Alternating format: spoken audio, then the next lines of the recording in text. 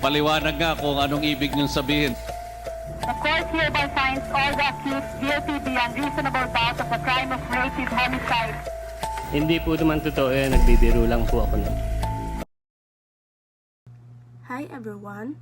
Before I start watching the Eileen Sarmenta and Alan Gomez murders, I just want to say that I've heard this is one of the most disturbing and emotional true stories in the Philippines.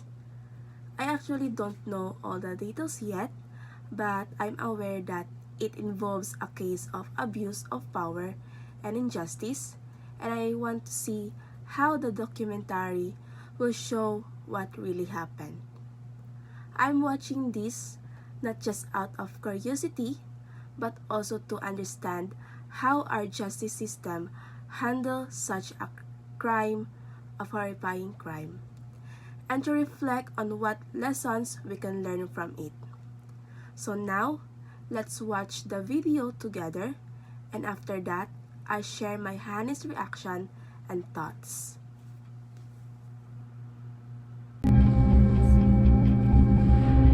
Ang kwento ko ay dinescribe ng isang judge na a plot seemingly hatched in hell. Ibig sabihin, sukdulan ng kasamaan ang pagplano sa pagtorture, paghahasa at pagpatay sa dalawang university students ng UP Los Baños. Kaya masasabing malademonyo ang mga taong gumawa nito.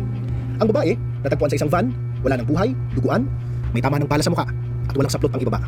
Ang lalaki naman, natagpuang patay at tinapon sa isang tambakan ng basura. Nangyari ito sa bayan ng Kalawan sa probinsya ng Laguna mahigit 3 dekada na ang nakalipas. Pero hanggang ngayon, isa itong pinaka-shocking na krimen sa bansa. Totoo bang dinukot ang babae para irigalo sa mayor ng Kalawan? Totoo bang nadamay lang ang lalaki at pinatay para hindi maging witness? Yan ang babalikan nating kwento. Ang brutal na pag-abuso at pagpaslang sa noon ay 21-year-old na si Eileen Sarmenta at pagpaslang rin sa 19-year-old na si Alan Gomez. Nang arrest rin siya noong August 13, 1993 nang dalhin siya sa Camp Vicente Lim at iharap sa media. At nakita na si Centeno, yung ambulance driver at si Malabanan na security detail, bumaligtad at nag-state witness laban mismo sa kanya. After watching the video, I honestly felt heavy and heartbroken.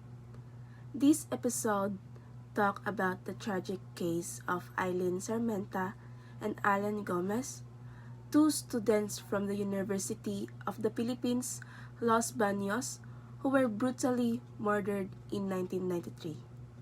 It is one of the most horrifying crimes in our country's history, and it truly made me reflect on power, justice, and humanity. While watching, I couldn't help but feel angry and sad at the same time. Eileen and Alan were young, innocent students who had bright futures ahead of them, and they became victims of people who were supposed to protect the public. What shocked me the most was that the main person behind it was a mayor, someone who used his power for pure evil. It is painful to see how authority can be abused this way. It made me realize that corruption doesn't only destroy systems, it destroys lives. This case shows us that justice must never be dependent on a person's position or power. It is a reminder that no one is above the law.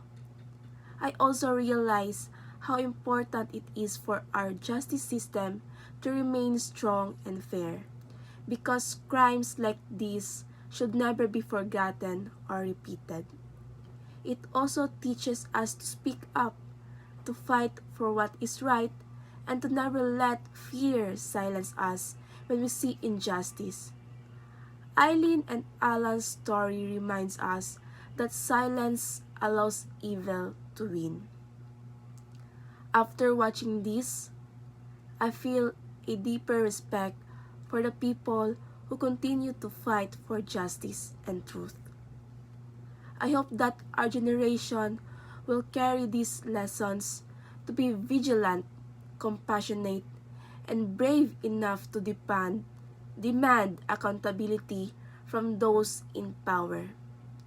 The story of Eileen Sarmenta and Alan Gomez will always serve as a painful reminder, but also a call for change, so that no one else will suffer the same fate. Thank you for watching my reaction.